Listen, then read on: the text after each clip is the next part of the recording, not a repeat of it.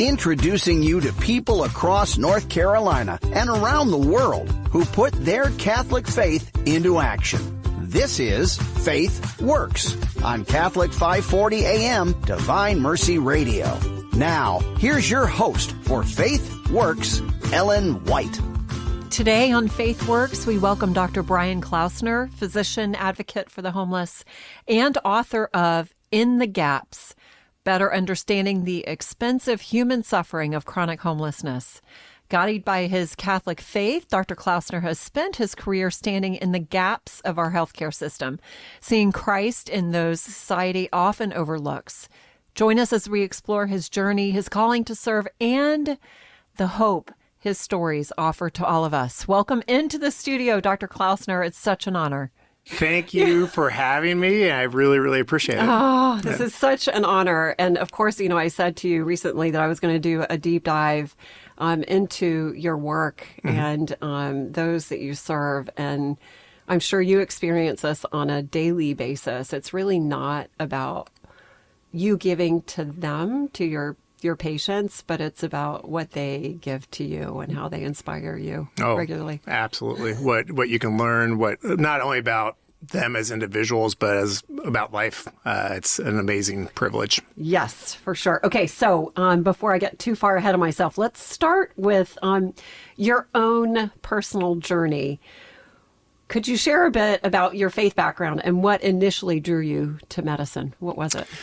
Yeah, so grew up in a Catholic family, incredible family, incredible parents, great siblings. I went to St. Bede Elementary School, which is kind of a small Catholic school in California.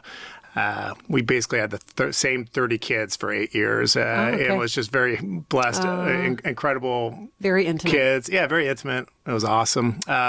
Who was St. Bede, by the way? I don't even know. St. Bede the Venerable. I think he was in like the 6th century, but he was an author. Okay, sorry about that. And so and then my I don't know, I would think from a faith perspective, well, my biggest role models, the first kid is always so important. So my oldest sister, Julie, just kind of set this tone for the family, and she was so uniquely just self-confident, in a way that allowed her to always look outwards, always looking into the world around her, always trying to bring joy to others, and had enough self-confidence that she was able to do that. And she did it with such joy. And it was just and so as I was, learning about faith, I ended up 20 years of Catholic education, but a lot of the teachings in the Bible and Jesus' teaching kind of put in the context of her example of just living life. And she did it with such joy, bringing God's love to the world, looking outward with confidence and with joy. Just kind of a really cool role model that I've thought about frequently as I evolved, in my education and in my career.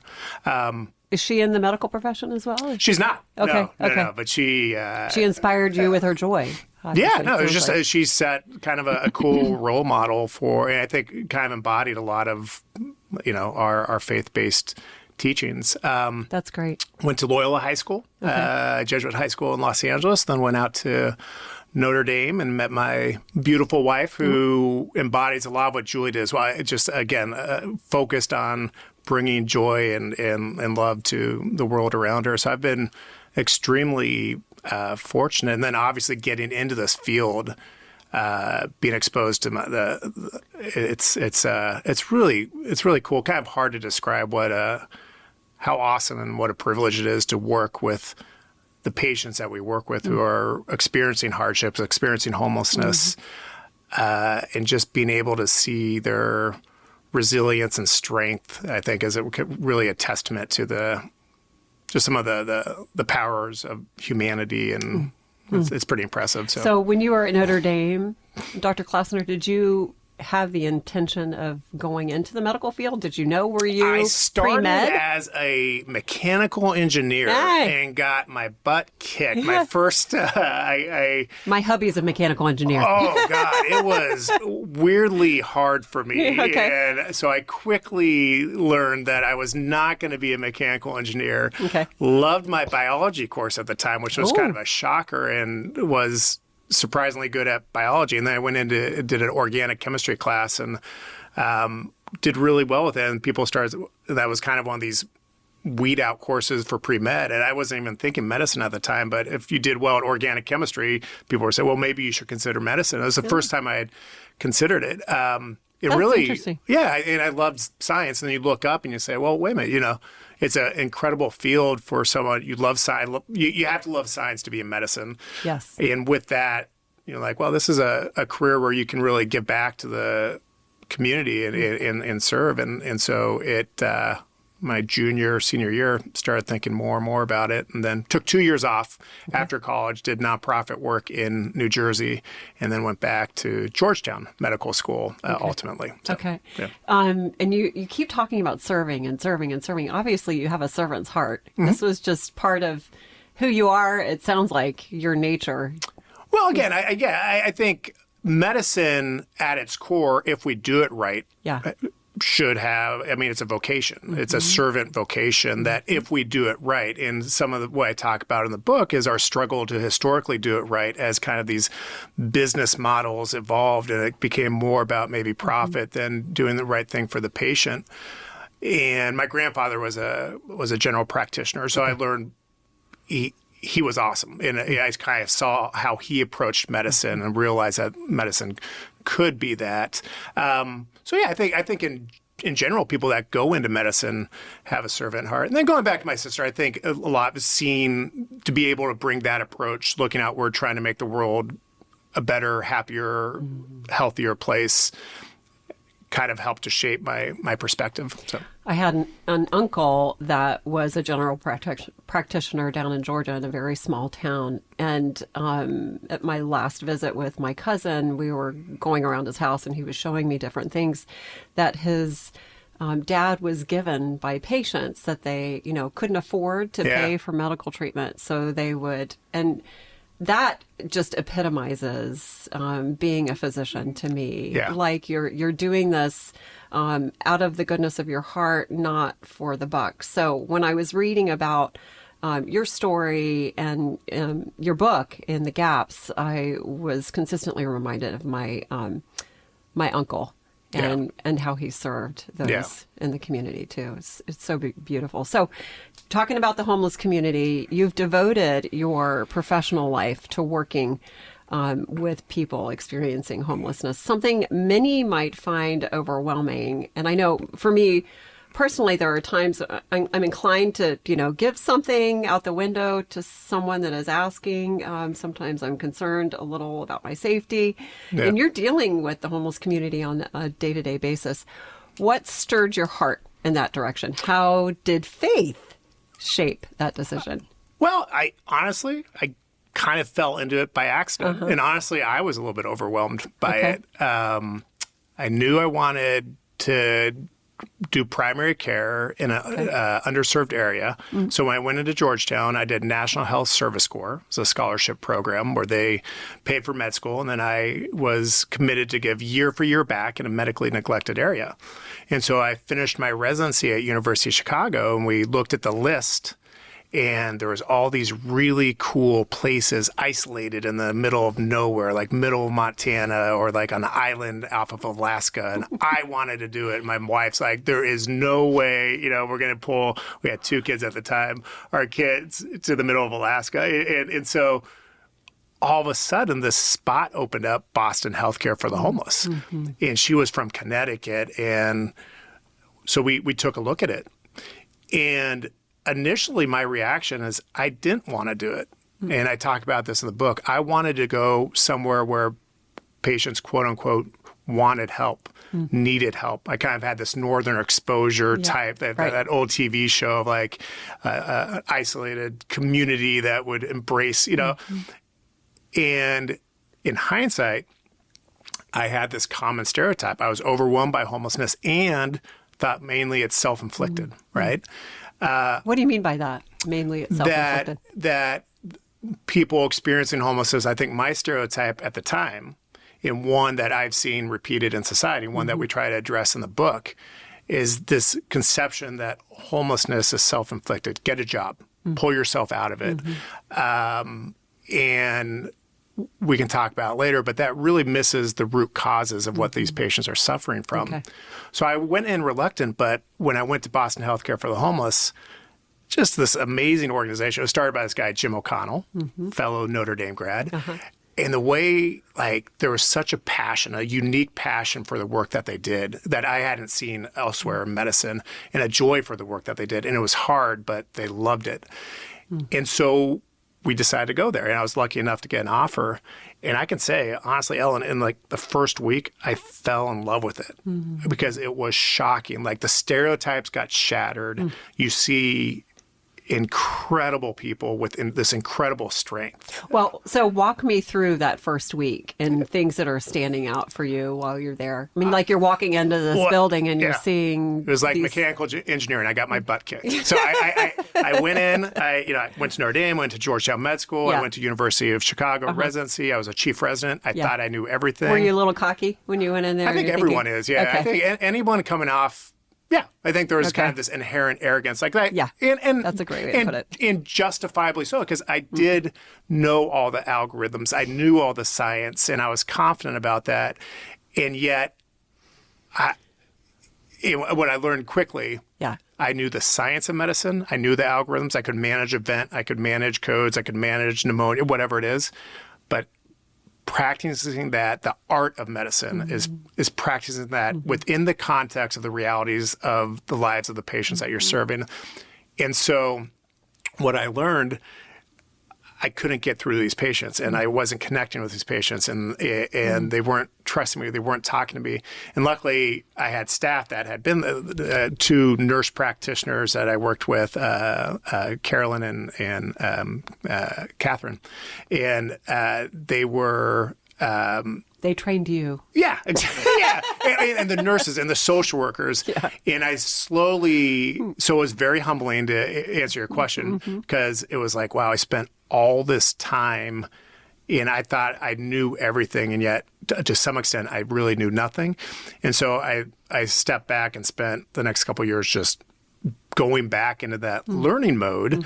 And I've been in that learning mode ever since. Like you're constantly learning from patients and from the people that I work with. But I loved it because it was unbelievable.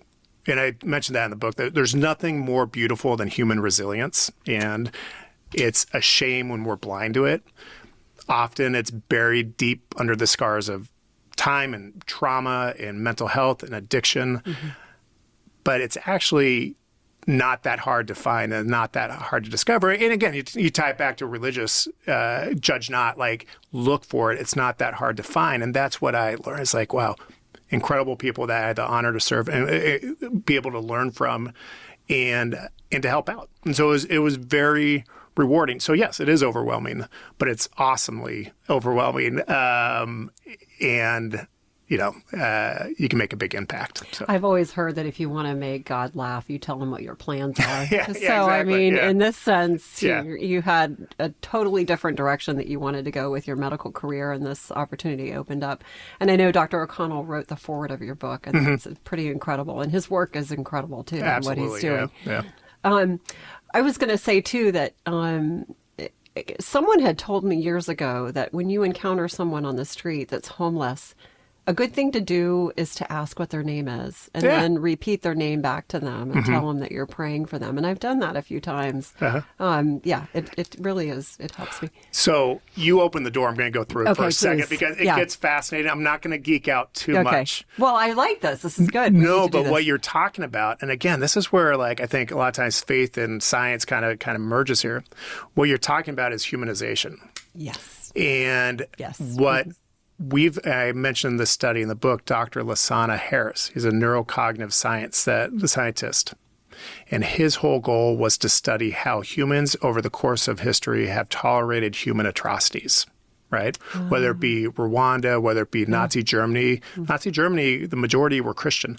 How did they tolerate this human atrocity that was occurring within their midst? And why it was interesting from my perspective, my work, because he did a study up at Yale, and he looked at undergrads.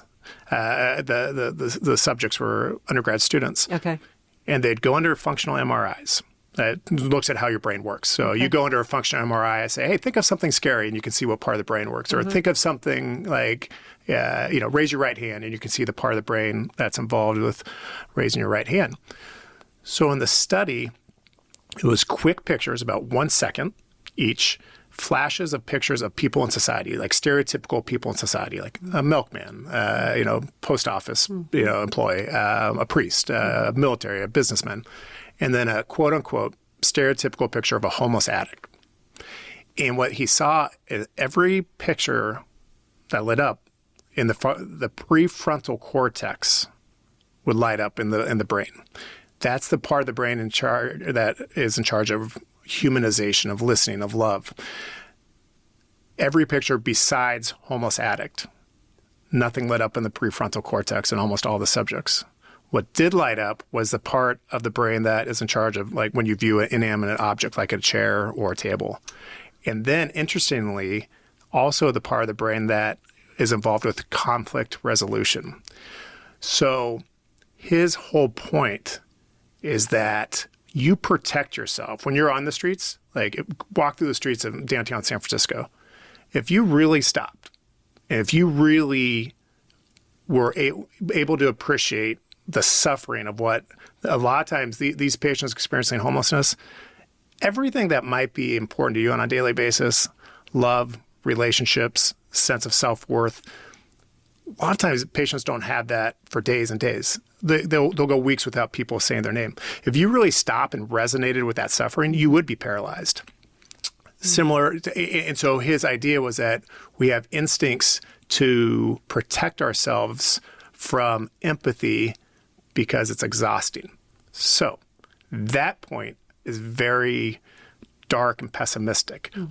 But, and again, put this in the context of religious teachings across the plurality of, but he went back, and this was genius. He would go back and say, this is Mary. She's from California. And instantly the prefrontal cortex will light up. So his point, and the one that provides a lot of optimism, and then one that resonates, I think, with religious teachings is it's not that hard to humanize. So don't use that as an excuse. Do the hard work, judge not. So when I go back to that example, the reason why I went through that door is that's exactly the best thing to do, because you say, what's your name? And that's humanization. There is no greater pain. And again, there's a scientific evidence about that. The pain of dehumanization, when somebody dehumanizes you, treats you like you're nothing, that's pain, that's stress. And so just the fact that you say somebody's name, that is, I have this great quote in the book from Blue Honeycutt, who I talked about. And unfortunately, we lost her, but she was a peer advocate that worked with our homeless community. She was incredible. She died about 2 or 3 years ago. But her quote, we were given a talk together once, and her quote said, the greatest thing you can do is humanize. It's greater than any monetary value is, and that's exactly what she said, is, what's your name? I'm sorry I don't have any money to give you, but, how are you? And and she was exactly right. She was brilliant, but she was exactly right, that the best thing you can do is to remove them from that constant. Imagine going through your day, everybody, reflexively. We know it's a reflexive reaction. Reflexively, people will dehumanize you. And some might disguise it with pity. Some might just be very open with disdain. But for the most part, you can tell when someone's dehumanizing you, and they get constantly dehumanized. So that's, to your point, absolutely. That is the greatest thing you can do is just to have a normal conversation and genuine humanization. So, and you talked about your whole experience there and how you were transformed, especially by witnessing what you did up in Boston and having these two nurse practitioners kind of walk you through the process. what was going on, your Catholic radio station, what was going on and what stirred in your heart as far as faith is concerned in the midst of this experience? Just the intuitiveness of what I was seeing, right? Like I felt like I was seeing, I think one of the big themes of our religious teachings in Catholicism is judge not, is to love others, is to be able to see the best in others instead of seeing the worst. And that's where I go back to my sister. I feel like most of the times when you actively are seeking the worst in others, it's usually for selfish reasons. It's to make yourself feel better or to avoid the pain of empathy. And so it was just a cool demonstration of a lot of the religious teachings I've learned through my 20 years of Catholic education right in front of me. So yeah, definitely it was an affirmation of faith because you can see like, oh, this is what they're talking. This is why we don't want to judge. This is why, you look for. And it's funny. I was helping my my daughter study for a test a couple weeks ago, and she had this study guide, and it was about like the Korean War, and there was things like it highlighted in bold, and I said, you better know this because if you don't know this, you can't go to the teacher and be like, I didn't know this was going to be on the test. It's going to be on the test. Right. I think in the context of Catholicism, like you can view the Bible as kind of a study guide. If we go up to the pearly gates and be like, oh, how we love others. I didn't know that was going to be on that test. It's like, come on. It was everywhere. And especially not just when it's easy, but when it's hard. And so for me, I think a lot of, from an affirmation of faith perspective is, it's easy to say things. It's easy to go to church for an hour a week and to loudly proclaim something. But how do we actually live up to those? And because that's harder, right? I think sometimes the louder we proclaim something, the more cover it provides for us not actually living up. If we say it really loud, then we can hide the fact that we're not actually living it out. And so it is, as you start out, it is overwhelming and it was a challenge, but to be able to continue to try to, bring God's love to the world, even when it's a challenge. I definitely kind of put my work in the context of that, of my faith. So, all right. If you're just tuning in, this is Ellen White with FaithWorks on Divine Mercy Radio, and today I have the pleasure of speaking with Dr. Brian Klausner about his own faith journey and his love of serving the homeless community in our area. Also about his book, In the Gaps. We are grateful for our show's sponsor, Thales College. You talk about your sister and the kind of example that she set for you, and it's all about perspective and our attitude. And I know that if you have an attitude of gratitude and you're consistently looking for things to be grateful for, your whole perspective is going to change. You're going to be constantly looking for things like that. So it totally relates to what you're talking about now. Yeah. In your book, you talk about learning to listen, follow, and relearn. That's certainly something that you have done up until this point. It almost sounds like you also, even though you had 20 years of Catholic education, I know that I was not Catholic educated. I was raised a Catholic, but I didn't go to Catholic schools. I went to public schools. It wasn't until I became an adult that I really appreciated the truth and beauty of our faith. Through this experience, was it a personal conversion for you, or it just kind of reinforced what it was that you already know? Is that what I'm hearing? I think it just provided more context. And again, it was so, when you're dealing with it on a daily basis and in it on a daily basis, it doesn't take much to see. Again, I mean, the world's a much cooler, more beautiful place if you can see the beauty in everybody, right? If you can see God's love and God's beauty in everybody. Point. And so, and for me, I think it's an experience for anyone who's kind of in my work. And you can talk to anyone. You can get exhausted. You can get burnt out. But the appreciation for the strength, the awesomeness of the patients that you're working with you're not going to miss it. It hits you over the head, right? And so I wouldn't say it was necessarily a conversion. It's just like some aha moments where, oh, this is what they're talking about. This is what it is to see the beauty in others. This is why we should see it. But yeah, so it's been a cool experience. So, I mean, you bring up getting burnt out. I'd imagine that's a real tendency with the people that you're serving consistently all the time. Does it happen or no because of who you're serving? Oh, no. How do you avoid that? Again, I've just been fortunate. So our team at Wake Med, we've been doing this now for 12 or 13 years. The model that we run right now is we utilize our analytics to identify who our highest risk, sickest patients are. Okay. And then we try to bring them in, do whatever we can to stabilize their health. And a lot of times we're dealing with trauma. And not all our patients are homeless. A large percentage are. But you're dealing with trauma. You're dealing with behavioral health issues. And it is very tough. I mean, we you can give whatever analogy you want. I talk about kind of helping, the storm and preventing people from drowning in the book.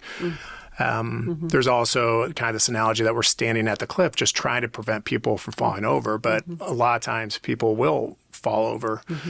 And that's really hard, But as a staff, we kind of support each other through it. And we're constantly talking about, so we've had, just this month, we've had patients die. We've had, patients killed, murdered, and, patients that we were not able to help as much as we wanted. And you sit back and, first of all, you learn. What we're dealing with is complex, messy, really, really challenging. So from every patient, you learn. But we always talk about our failures sometimes will haunt us more than our success will inspire us, but we can learn from both. But it definitely takes kind of a group supportive, almost like a family environment to help us deal with, the challenges and sometimes the associated grief of working with the patients that we can see. Because ultimately, we do average age of death in people who are experiencing chronic homelessness hovers around 50.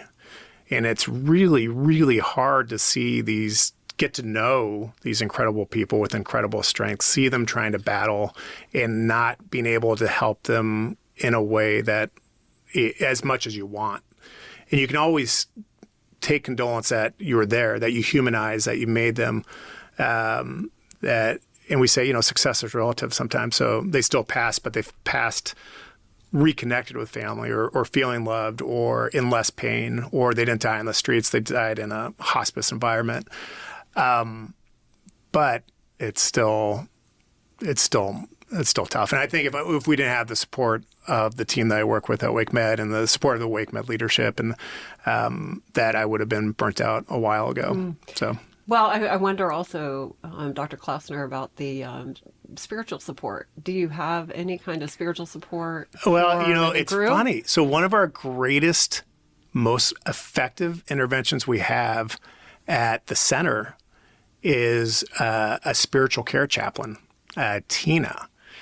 And we brought Tina in not as a, hey, come here, do you love Jesus type thing. It's evidence-based intervention that if you're able to treat the whole person, if spirituality is important part of who you are, then working to address that in the context of the medical disease has improved medical outcomes. So it's a successful medical intervention, especially in patients who are experiencing homelessness. So often, root causes, and I talk about this in the book a lot of times, of chronic homelessness, so much of it is early onset severe trauma that made people, when they're young, when they were kids, their body was swimming in cortisol, constantly running from the bear, constantly experiencing stress. We talked about adverse childhood events and how our population, in one study, about 74% had 4 or more adverse childhood events, where in the normal population, it's like 8 to 10%. Okay. And so what that leads to is predisposition toward addiction, predisposition toward depression, anxiety, predisposition toward lack of functionality in terms of a job perspective and homelessness. So a lot of our patients blame themselves for the downstream consequences of this early trauma, and as such feel like they're guilted away from participating in faith that once was important to them. And that's a huge gut punch. And that's a huge, and it affects outcomes. It affects health. It affects, and so just being able to address that through Tina, who's, again, we're blessed. Tina's awesome.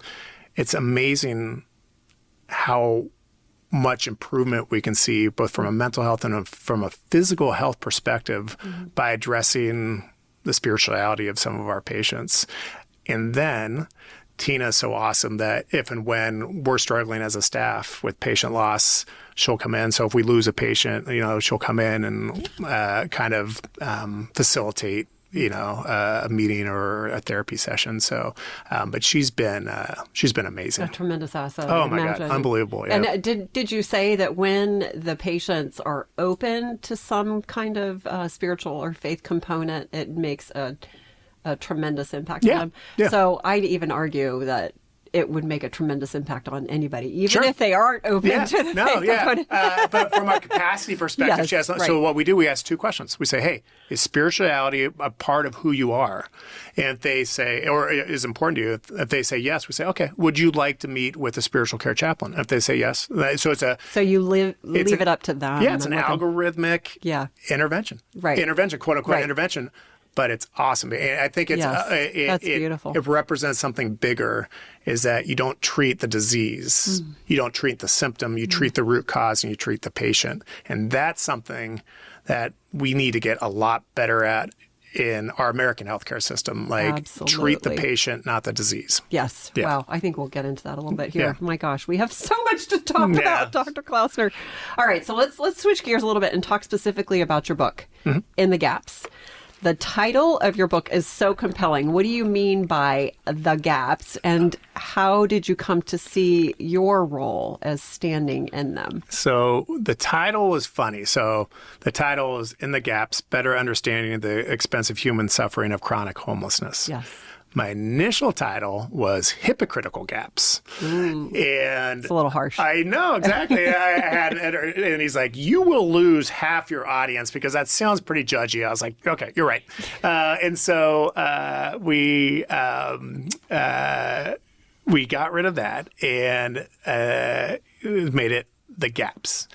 And what I introduce in the first chapter is kind of what we were talking about earlier, where there's this gap between our words and our actions, what we profess loudly in our congregations or boardrooms or living rooms or classrooms, and then how we actually live up to that. And in medicine, a gap between the Hippocratic oath that we all take, and then how we actually, treating our patients to the best of our ability, and actually how do we live that out? An American healthcare system that has large disparities. In a fee-for-service or traditional healthcare system that is now $4.9 trillion. We spend 20% of our GDP on healthcare. And of that, we spend 1% of the population will be responsible for 25% of the cost. So we spend more on the healthcare of 1% of our American population than we do on K through 12 public education, or that we spend on military. So it's a huge issue. It has both humanistic and financial consequences to it. But a lot of that is, the point is, if we better live up to our ideals and everything that we profess, and taking care of patients and loving our neighbor and doing all these things, that we would be a much cooler, more efficient, even cheaper society. But within the gaps, that the gap between our words and our action is where we find a lot of our patients experiencing homelessness. And it's very expensive, both in terms of human cost and financial cost. Gosh, I've got so many questions about that. All right. So your stories in the book are so incredibly raw and honest. I mean, as they relate to the current medical institutions, Right. and also with what the homeless patients that you serve are experiencing.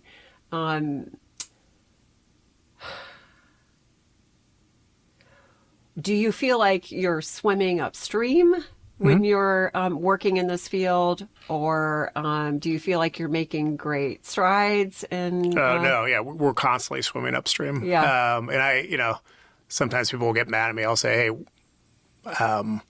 we're still not good at what we do, but we're trying to get better, and we're learning. Yeah. And we are starting to see some miracle cases, and we have a lot of success, but we're still just learning. And that's one of the mindsets that we've adopted as a team, is you're always going to have chaos, and the chaos changes, but you can't get too paralyzed by the chaos, whether it be housing initiative, like right now, homelessness has doubled in Raleigh over the last 3 years. Right now, there's a question of if Medicaid expansion is going to continue. You had the COVID-19, pandemic. So you're always going to be dealing with stuff. And so part of our strategy is not to get paralyzed while swimming upstream, but never stop swimming, because what's the alternative? There's no alternative. We got to keep trying. Well, right? And I think it's important. It's really important to stay focused in the moment that you're in, to stay focused with the patient that you're serving right now. I constantly say over and over again, God provides grace for the moment that you're in right now. Yeah. Not for yesterday, not for tomorrow, not for next week. So I can see how it would get incredibly overwhelming and think that you want to conquer all of homelessness in Wake County and, serve these patients that are coming in. And you're absolutely right.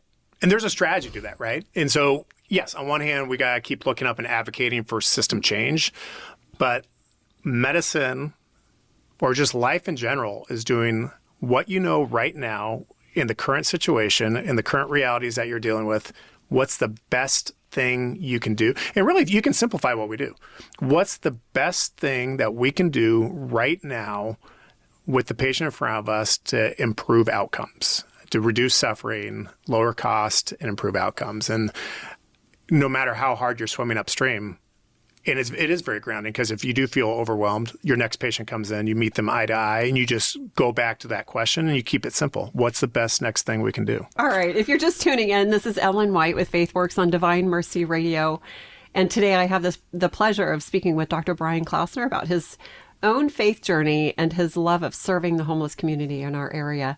Also about his book, In the Gaps. We are grateful for our show's sponsor, Thales College. Okay. So, you write movingly about Joanne Garino, who had a tremendous impact up in Boston. It sounds like very similar to the story you shared about the individual that you lost here recently. Yeah. The people that have gone through these traumas are always the best people to speak to it and talk about how it can be improved. Talk a little bit about Joanne. Share her story. Well, Joanne experienced homelessness for years, had to deal with more issues and medical issues that she'll openly talk about than anybody should have to, dealing with trauma. And she was a patient that I started to care for in my second year at Boston Healthcare for the Homeless.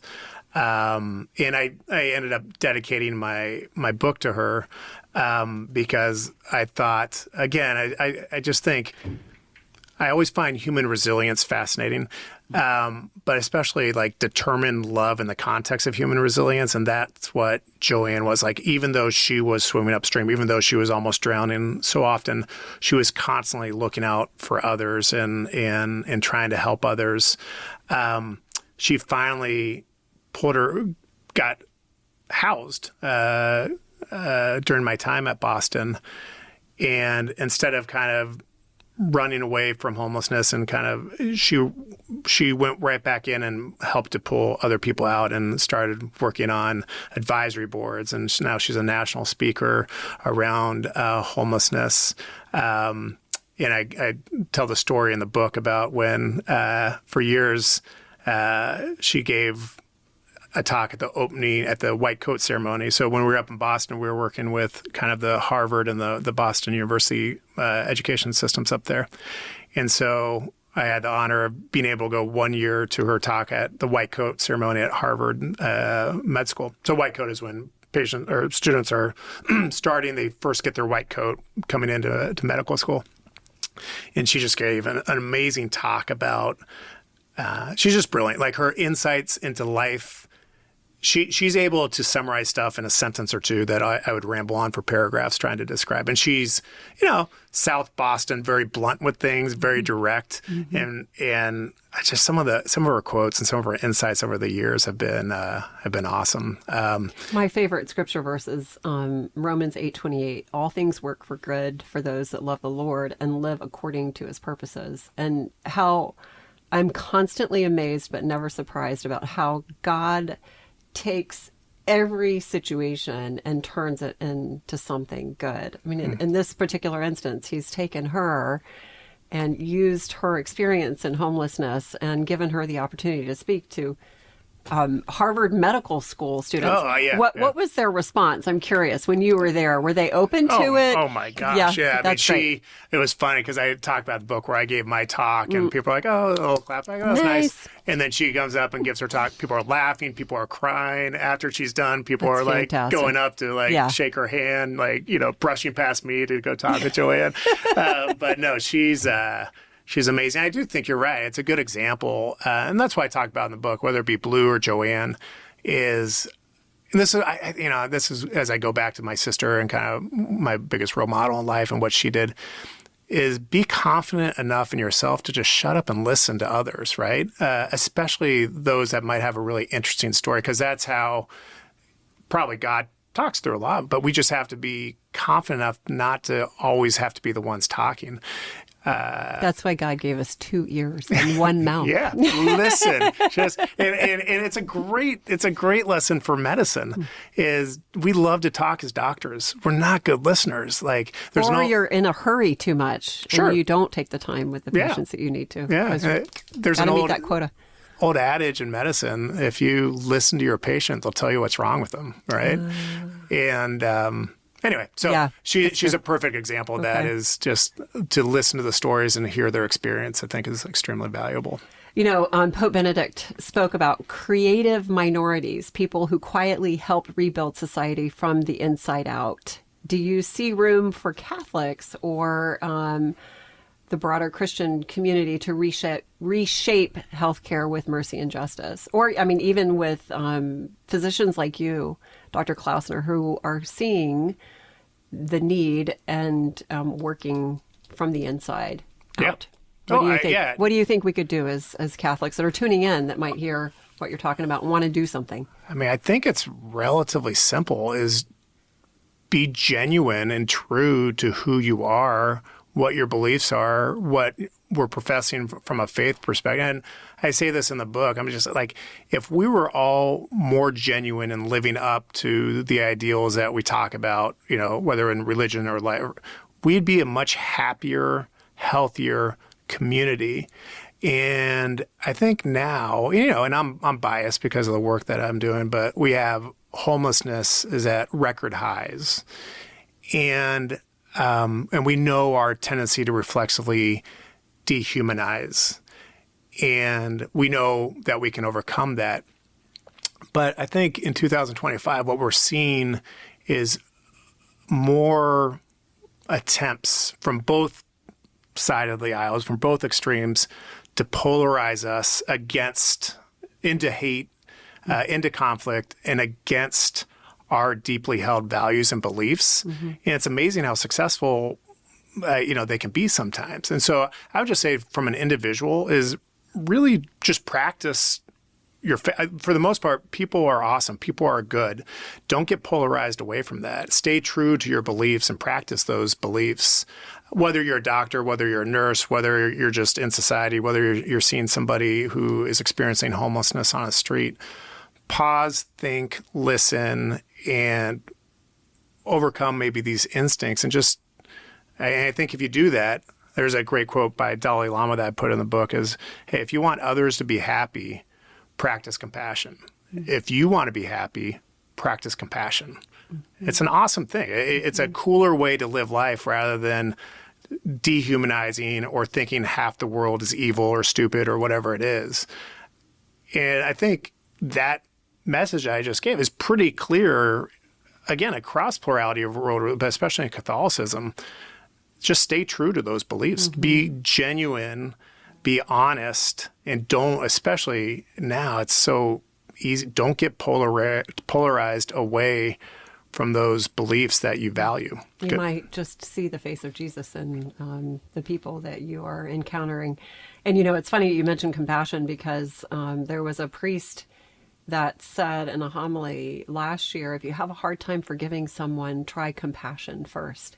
So just by simply changing your perspective to being a compassionate person, it makes a tremendous difference. Sure. All right. So I think that I don't know if you've answered this question kind of in your last question, but looking back on your journey up to this point, Dr. Klausner, and everything that you've shared in your book, In the Gaps, what is it that you want our listeners to take away today? Yeah, I think exactly what is think about your faith, practice your faith, and don't allow. I don't think this is sounding judgmental, but don't allow your faith to be a cover for inaction. Right? Again, going back, you can loudly profess something that doesn't give you an out not to actually practice it. And it's not easy to do. I mean, what I'm saying is not easy to do. Like, that's why, and I think if you read the Bible, Jesus never said it's an easy thing to do. Right. Like, love your enemy, don't judge. Like, he wasn't saying, oh, this is like, but it's not, at the pearly gate, you won't be able to be like, well, listen, that was really hard. Like, I just couldn't do that. Yeah, Sorry. Yeah. And I think a lot of times we seek out comfort in our faith instead of the challenge. I think a lot of our faith is a challenge. It's not like a feel-good comfort. It's a challenge because a lot of it is hard.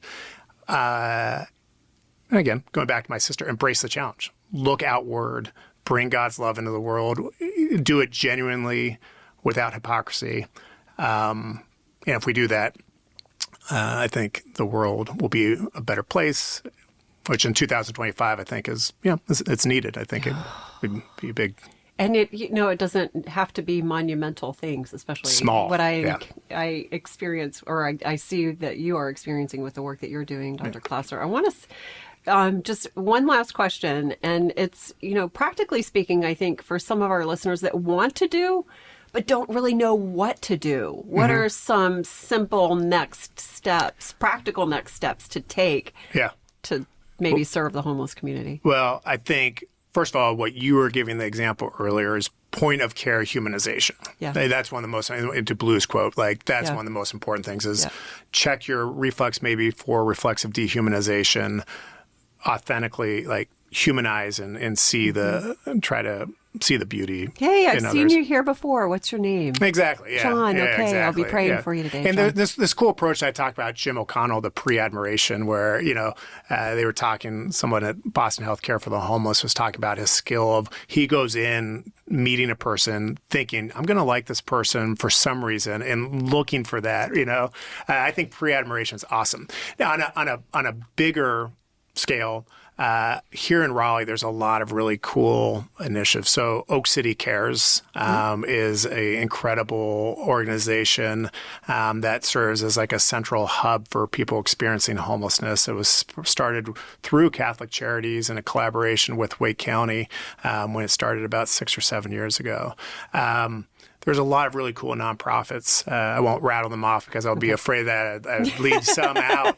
But no, there's ways to get involved. But the main thing is just to really consider how you view people experiencing homelessness, and I like that you said pre-admiration. In layman's terms, that means go in expecting to really like the person that you encounter. And it's so cool. I think we all know people who can do that. Again, my sister being one of them is like, she's so excited to meet people. Yeah. Because she knows there's going to be some good, Yes. And that's, and she's happier seeing awesomeness in everybody rather than seeing their fault. It's really cool. I think it takes self-confidence, right? Yes. I think there's an element of self-confidence that's required, but no, I love the pre-admiration approach. Okay. All right. So final thoughts as we close today, and we will definitely have you back. I want to keep this conversation going, Dr. Klausner. No, I'm just very appreciative of the opportunity and thankful that I had the chance to come. Oh, well, thank you so much. And thanks for sharing your heart and your faith and your witness today. You've been listening to FaithWorks with Dr. Brian Klausner, author of In the Gaps. Actually, Dr. Klausner, where can we get your book? That's very important. Well, yeah, mainly on Amazon, but it's on Barnes and Nobles, all the bookstores. all the normal bookstores. But all right. yeah, In the Gaps. Yeah. His witness reminds us that faith isn't just about belief. It's about showing up in the hard places, listening deeply, and loving well. If you missed any part of this episode or want to catch up on past conversations filled with inspiration and hope, you can find them all at divinemercyradio.org. Just click on local shows. And don't forget, you can take FaithWorks with you wherever you go. Just download the free Divine Mercy Radio app from your app store. Simply search Divine Mercy Radio NC, and you're all set to listen anytime, anywhere. Until next time, keep living your faith boldly because faith works. God bless.